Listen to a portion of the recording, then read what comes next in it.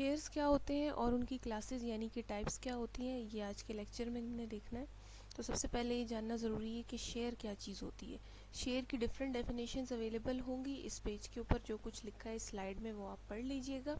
Basically होता ये है कि जो बड़ी कंपनीज़ होती हैं उनको ख़ुद को ग्रो करने के लिए या किसी बड़े प्रोजेक्ट में इन्वेस्ट करने के लिए एक बड़ी अमाउंट की ज़रूरत होती है। अगर वो अमाउंट वो खुद जनरेट नहीं कर सकते इंटरनली, या लोन के थ्रू भी इतनी बड़ी अमाउंट उनको नहीं मिल सकती, तो फिर वो क्या करते हैं, वो शेयर इशू करने के ऑप्शन की तरफ जाते हैं। तो होता इस तरह है कि company for example 10 lakh dollar एक कंपनी को चाहिए, तो कंपनी जो है 10 लाख डॉलर्स के शेयर्स इशू करती है। यानी एक शेयर इशू नहीं होगा 10 लाख डॉलर का, बल्कि इस 10 लाख को छोटे छोटे अमाउंट्स में डिस्ट्रीब्यूट कर देगी और उतने शेयर्स इशू करेगी। लोगों को इन्वाइट करेगी कि आप हमारी कंपनी में शेयर होल्डर बन जाए, यानी कि शेयर्स ख़रीद के आप शेयर होल्डर बन जाए। लोग शेयर ख़रीदेंगे और कंपनी को वो पैसे देंगे। तो उतने ही लोग वो शेयर्स खरीदेंगे जितने के पैसे कंपनी को चाहिए। जब वो 10 लाख डॉलर पूरे हो जाएंगे, तो जितने लोगों ने वो 10 लाख डॉलर्स में कंट्रीब्यूट करके शेयर खरीदे होंगे, वो कंपनी के शेयर होल्डर्स यानी कि ओनर्स कहलाएंगे। तो शेयर होल्डर जो है वो कंपनी के ओनर्स होते हैं। और शेयर क्या है, वो एक सिंगल यूनिट है जो ये शो करता है कि आपका एक कंपनी में कितना शेयर है, यानी कितना हिस्सा है, या फिर आप कितने पैसों से, कितनी परसेंटेज से उस कंपनी के मालिक हैं। शेयर कैपिटल क्या होता है, जब कंपनी शेयर इशू करके जो पैसे कलेक्ट कर लेती है उसको शेयर कैपिटल कहा जाता है। यानी कि जो 10 लाख डॉलर कंपनी ने शेयर इशू करके लिए हैं, ये कंपनी का शेयर कैपिटल कहलाएगा। यानी ऐसा कैपिटल, ऐसा पैसा जो शेयर के थ्रू आया है। तो शेयर एक यूनिट है, एक single unit of ownership share को कहा जाता है, जिसमें जो है टोटल जो अमाउंट होती है, जो टोटल कैपिटल होता है, उसको डिवाइड कर दिया जाता है डिफरेंट छोटे छोटे पार्ट्स में। उन पार्ट्स को शेयर कहा जाता है। तो आप एक कंपनी के शेयर्स इसलिए ख़रीदते हैं ताकि आप उसके ओनर बने, और ओनर बनने का फ़ायदा ये होता है कि आपको उस कंपनी की प्रॉफिट में से हिस्सा दिया जाएगा। तो कंपनी की नीड पूरी हो जाती है फाइनेंस की, उसको कैपिटल मिल जाता है, और बदले में शेयर होल्डर्स को जो है वो जब भी कंपनी को प्रॉफिट आता जाएगा वक्त के साथ साथ, जब तक आप शेयर होल्डर हैं, आपको वो प्रॉफिट में से हिस्सा मिलता जाएगा। शेयर की क्लासेस या टाइप्स कितनी होती है? जनरली दो टाइप्स होती हैं, प्रेफरेंस शेयर्स और इक्विटी, या फिर उसका दूसरा नाम है ऑर्डिनरी शेयर, या उसको कॉमन शेयर्स भी कहा जाता है। प्रेफरेंस शेयर्स नाम से जाहिर हो रहा है कि प्रेफरेंस दी जाती है उन शेयर होल्डर्स को जिन्होंने प्रेफर्ड शेयर्स खरीदे होते हैं या प्रेफरेंस शेयर्स खरीदे होते हैं। प्रेफरेंस का मतलब है इंपॉर्टेंस दी जाती है। Preferred shares are shares in a company that are owned by people who have the right to receive part of company's profits before the holders of ordinary shares are paid. तो हमने बात की कि share holders जो है वो share holder इसीलिए बनते हैं क्योंकि उनको कंपनी की प्रॉफिट में से हिस्सा दिया जाता है। तो जो प्रेफरेंस शेयर होल्डर होते हैं उनको जो है वो प्रॉफिट पहले दिया जाता है एज़ कम्पेयर टू दूसरे शेयर होल्डर्स के। तो इसलिए इसका नाम प्रेफरेंस शेयर्स है कि जिनके पास प्रेफरेंस शेयर्स होते हैं उनको प्रेफरेंस दी जाती है, इंपॉर्टेंस दी जाती है प्रॉफिट डिस्ट्रीब्यूशन में। They also have the right to have their capital repaid if the company fails and has to close. अगर कंपनी जो है वो डाउन साइजिंग, कंपनी जो है वो डाउनफॉल की तरफ जा रही है, यानी कि क्लोज होने वाली है, ठीक है, तो उस सूरत में जो है प्रेफरेंस शेयर होल्डर्स का राइट होगा कि उन्होंने जितने पैसे लगा के कंपनी के शेयर खरीदे थे, तो पहले उनको उनके पैसे वापस कर दिए जाएं। तो इस चीज़ में भी प्रेफरेंस उनको मिल गई। कंपेयर ऑर्डिनरी शेयर, जो ऑर्डिनरी शेयर वो बाद में हम पढ़ेंगे, उसके कंपैरिजन में जो दो मेन पॉइंट है वो प्रेफरेंस शेयर्स के ये हैं कि it offers a fixed rate of dividend. अब डिविडेंड क्या होता है कि जो प्रॉफिट शेयर्स के बदले में कंपनी देती है शेयर होल्डर्स को, उस प्रॉफिट को डिविडेंड कहा जाता है। शेयर इसीलिए खरीदे जाते हैं ताकि प्रॉफिट मिले, तो वो प्रॉफिट जो कंपनी अपने प्रॉफिट के बाद उसको डिस्ट्रीब्यूट करती है शेयर होल्डर्स में, तो शेयर होल्डर के लिए वो डिविडेंड कहलाया जाता है। तो प्रेफरेंस शेयर होल्डर्स का जो रेट ऑफ डिविडेंड होता है कि कितना डिविडेंड देना है, वो फिक्स होता है। जब आप शेयर्स खरीद रहे होते हैं तो उसी वक्त मेंशन होता है कि प्रेफरेंस शेयर होल्डर पे इतना परसेंट जो है वो आपको डिविडेंड मिलेगा हर साल। दूसरा, right to get capital on winding up before anything is paid to equity share holder. अब कंपनी वाइंडिंग अप यानी कि क्लोज हो रही है, तो उस वक्त सबसे पहला जो है वो जो हक होगा इस कंपनी में, वो प्रेफरेंस शेयर होल्डर का होगा कि उनको जो है वो सबसे पहले पैसे उनके दिए जाएंगे। जो उनके डिविडेंड्स रहते हैं कंपनी के ऊपर, वो कंपनी सबसे पहले प्रेफरेंस शेयर होल्डर्स को देगी। उसके बाद अगर कुछ पैसे बचेंगे तो फिर वो पैसों में से वो कॉमन शेयर होल्डर्स को डिविडेंड देगी। तो प्रेफरेंस शेयर होल्डर को प्रेफरेंस दी जाती है इन चीज़ों पे। इसकी टाइप्स दो तरह के होते हैं, लेकिन अक्सर तीन भी कैटेगरीज होती हैं इसकी। जो मेन है वो कम्यूलेटिव और नॉन कम्यूलेटिव है।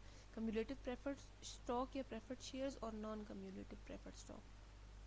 Cumulative preferred stock includes a provision that requires the company to pay preferred shareholders all dividends including those that were omitted in the past. तो सिंपल अल्फाज में जो कम्यूलेटिव प्रेफर्ड शेयर्स खरीदते हैं जो लोग, उनके पास ये राइट होता है कि अगर कंपनी को एक साल प्रॉफिट नहीं हुआ, अब प्रॉफिट नहीं हुआ तो कंपनी शेयर होल्डर्स को भी डिविडेंड नहीं दे सकती। तो अगर एक साल प्रॉफिट नहीं हुआ तो जिनके पास कम्यूलेटिव प्रेफर्ड शेयर्स हैं उनको अगले साल जब कंपनी को प्रॉफिट होगा तो कंपनी अगले साल का डिविडेंड तो देगी, लेकिन उसको पिछला भी देना होगा। अगर पिछले 2-3 जितने सालों के डिविडेंड नहीं दिए हुए, जब भी प्रॉफिट आएगा तो कंपनी को वो पिछले सारे डिविडेंड देने होंगे उन लोगों को जिनके पास कम्यूलेटिव प्रेफर्ड स्टॉक है। इसका ऑपोजिट है नॉन कम्यूलेटिव प्रेफर्ड स्टॉक। तो जिन लोगों के पास नॉन कम्यूलेटिव प्रेफर्ड स्टॉक होंगे उनको अगर कंपनी को एक साल प्रॉफिट नहीं हुआ, अगले साल हो गया, तो कंपनी अगले साल सिर्फ उसी साल का डिविडेंड देगी, पिछले साल का नहीं देगी, चाहे पिछले जितने भी सालों में उसने ना दिया हो। तो इन दोनों में ये फ़र्क है। Non cumulative preferred stock does not issue any omitted or unpaid dividend if the company chooses not to pay dividend in any given year. Shareholders of non-cumulative preferred stock have no right or power to claim such foregone dividends at any time in the future. तो non cumulative preferred share जिनके पास होते हैं उनके पास ये right नहीं होता कि वो कंपनी से कहे कि आपने हमारे पिछले डिविडेंड नहीं दिया, आप वो भी हमें दें इस साल। लेकिन कम्यूलेटिव प्रेफर्ड शेयर जिन्होंने लिए होते हैं उनके पास ये राइट होता है कि उनको पिछले सारे सालों के डिविडेंड दिए जाएंगे। इसका मतलब है कि वो एरियर्स होते हैं, यानी कि वो जमा होते रहते हैं, उनकी जैसी प्रॉफिट आएगा कंपनी वो दे देगी। तीसरा, convertible preferred stock includes an option that allows share holder to convert their shares preferred shares into a set number of common shares.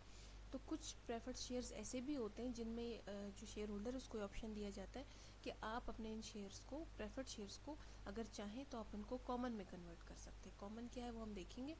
ये जो सारी बातें लिखी हैं कि कम्यूलेटिव होगा या नॉन कम्यूलेटिव होगा या कन्वर्टेबल होगा, ये सब जो है पहले से मेंशन होता है। जब शेयर इशू कर रहे होते हैं उस वक्त ये सारी चीज़ें मेंशन होती हैं ताकि बाद में कोई डिसएग्रीमेंट ना हो। तो 3 तरह के होते हैं preferred shares.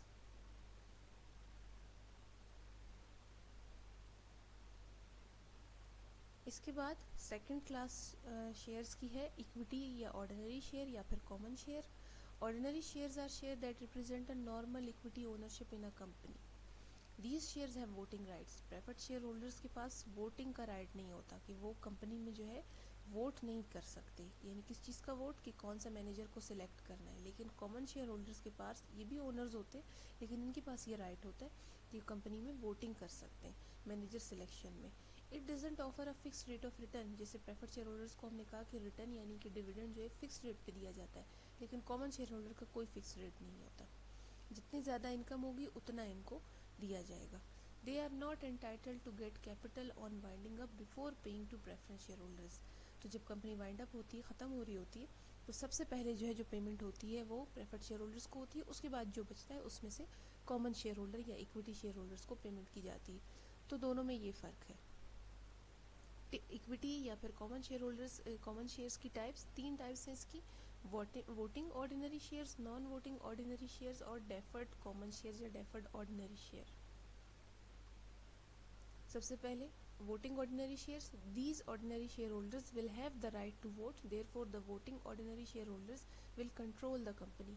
Major decision such as appointment of board of directors will be carried out by ordinary share holders to have the power.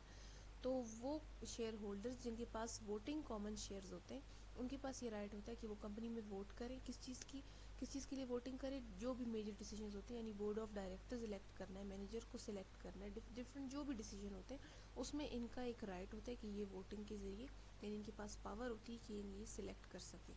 Non voting, तो कंपनी में issue non voting ordinary shares also so that the control with in the company will not be lost and these shareholder will take the same level of risk but they will not have the right to vote।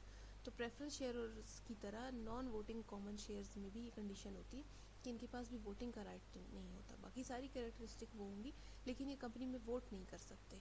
तो इसमें risk बिल्कुल ज़्यादा होगा, इसलिए कि आप जो है कंपनी में डिसीजन, अपने कंपनी के डिसीजन में अपना पार्ट नहीं दे सकते।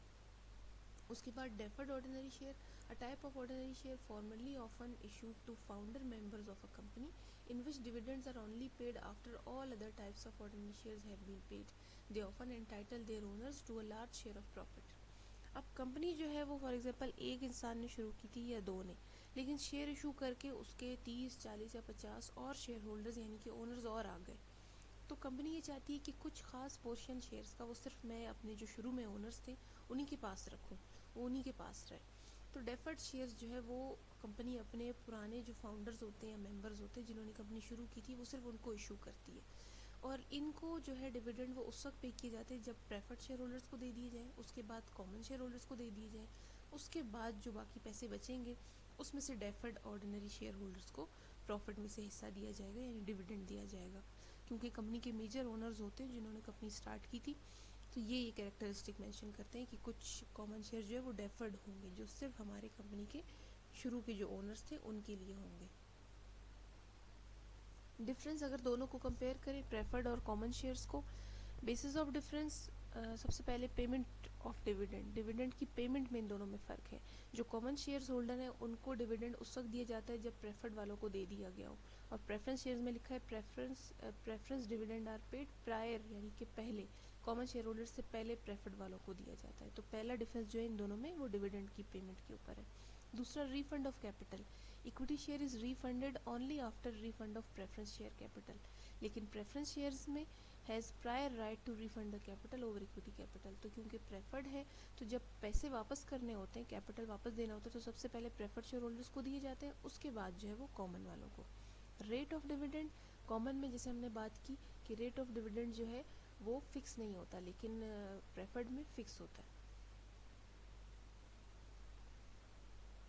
Issuance of shares, shares issue किस तरह से होते हैं? When companies need more capital, they issue new shares to investors. Usually the shares are issued in exchange of cash or cash equivalents, but they may be issued in exchange of other assets such as property, plant and equipment. तो company को जब ज़्यादा पैसों की ज़रूरत होती है तो कंपनी शेयर इशू करती है। वो लोग जो शेयर्स ख़रीद लेते हैं वो इन्वेस्टर्स कहलाते हैं क्योंकि उनके पास पैसे होते हैं कंपनी में लगाने के लिए, लेकिन जब शेयर ख़रीद लेते हैं तो वो शेयर होल्डर्स या फिर ओनर्स बन जाते हैं कंपनी के। और ये शेयर जो है नॉर्मली कैश के बदले में ही इशू किए जाते हैं। कैश और कैश इक्विवेलेंट, कैश इक्विवेलेंट का मतलब है कि जो चीज़ें कैश की ही बराबर होती है, यानी कि सिक्योरिटीज़ हो गई, ठीक है, मार्केटेबल सिक्योरिटीज़, कभी उनके बदले में भी इशू किए जाते हैं। लेकिन ज़रूरी नहीं है, कभी कभी कंपनी ये भी ऑप्शन देती है कि आप कुछ एसेट्स के बदले में शेयर्स ले लें हमसे। पैसे नहीं है, कोई एसेट है, यानी कि आप कोई ज़मीन दे के बदले में शेयर ख़रीदना चाह रहे हैं, कोई इक्विपमेंट है आपके पास उसके बदले में देना चाह रहे हैं, तो कुछ कंपनीज ये ऑप्शन भी देती हैं। Investor receives share certificate as evidence of contribution towards the capital of company. तो जब इन्वेस्टर जो है वो शेयर होल्डर बन जाते हैं शेयर्स ख़रीद के, तो क्या उनके पास प्रूफ होता है कि हम शेयर होल्डर हैं? उनको जो है एक शेयर सर्टिफिकेट दिए जाते हैं, एक पीस ऑफ पेपर है जिसमें सारी डिटेल कंपनी की और इन्वेस्टर की लिखी होती है, जो ये शो करती है कि आपने इतने पैसे का इतना कैपिटल कंपनी को दिया और आप उसके शेयर होल्डर बन गए। ये शेयर जो है पार पे इशू किए जाते हैं या उससे ज़्यादा। अब पार वैल्यू क्या होती है? पार वैल्यू का और भी नाम है नॉमिनल वैल्यू या face value. It refers to minimum amount at which a security is issued. तो ये जो कंपनी शेयर्स इशू करती है, फॉर एग्जांपल हमने बात की थी कि 10 लाख डॉलर की जो है कंपनी को ज़रूरत है, तो कंपनी ने डिसाइड करना है कि इस 10 लाख डॉलर को कितने हिस्सों में मैं डिवाइड करूँ, ठीक है, कितने हिस्सों में डिवाइड करूँ कि मैं जो है कितने पार्ट्स इसके कर दूँ, कितने शेयर्स इसके बना दूँ। तो वो जो कम से कम अमाउंट एक शेयर की कंपनी डिसाइड करेगी वो उसकी पार वैल्यू कहलाती है। तो 10 लाख डॉलर को फॉर एग्जांपल कंपनी जो है वो 100 पे डिवाइड कर देती है, तो इसका मतलब है कि उसके एक शेयर की वैल्यू $100 होगी और वो 10,000 शेयर्स इशू करेगी, ठीक है। 10,000 शेयर्स कंपनी इशू करेगी, एक शेयर जो है उसकी पार वैल्यू यानी उसकी जो कीमत होगी वो $100 होगी। तो इस तरह कंपनी के पास टोटल 10 लाख रुपए आ जाएंगे, 10 लाख रुपए इस तरह से आएंगे। तो जो $100 है, जो एक शेयर की कीमत है, वो उसकी पार वैल्यू कहलाती है। ये अमाउंट कंपनी पहले से डिसाइड करके कंपनी ने रखी होती है शेयर इशू करने से पहले कि हमारे एक शेयर की प्राइस $100 होगी। आपने एक शेयर खरीदने आप वो खरीद सकते हैं, आपने 10 खरीदने, 100 खरीदने आप वो भी खरीद सकते हैं। तो ये मिनिमम अमाउंट होती है। दूसरी बात, ये जो लिखा है shares are issued at par और अबव, ज़रूरी नहीं है कि आपने जो पार वैल्यू डिसाइड की है आप उसी पे ही शेयर्स बेचें, आप उससे ज़्यादा पे भी बेच सकते हैं। ये तब होता है जब कंपनी की जो है बहुत अच्छी स्टैंडिंग, बहुत अच्छा वेल नोन फेमस कंपनी होगी मार्केट में, तो जो उसने पार वैल्यू यानी मिनिमम अमाउंट सेट की है $100, उससे ज़्यादा में लोग ख़रीदना चाहते हैं, यानी लोग इतने ज़्यादा वो शौक है उनको आपकी कंपनी में शेयर होल्डर बनने का, क्योंकि आपकी कंपनी बहुत फेमस है, कि वो जो आप अमाउंट सेट कर रहे हो उससे कहीं ज़्यादा आपको देने के लिए तैयार है। आपने 100 सेट की है, वो आपसे कहते हैं कि मैं आपको 150 में दूंगा, आप मुझे ये शेयर दे दें। तो इसे कहते हैं कि पार वैल्यू से अबव पे भी आप शेयर बेच सकते हैं। लेकिन उससे कम पे नहीं। इसमें कंडीशन अक्सर कंपनीज की होती है कि $100 फॉर एग्जांपल, उससे कम, पार वैल्यू से कम पे मैंने अपने शेयर्स नहीं देने, चाहे कुछ भी हो जाए। ठीक है, ये सब अगर होगा तो ये मेंशन होगा पहले से।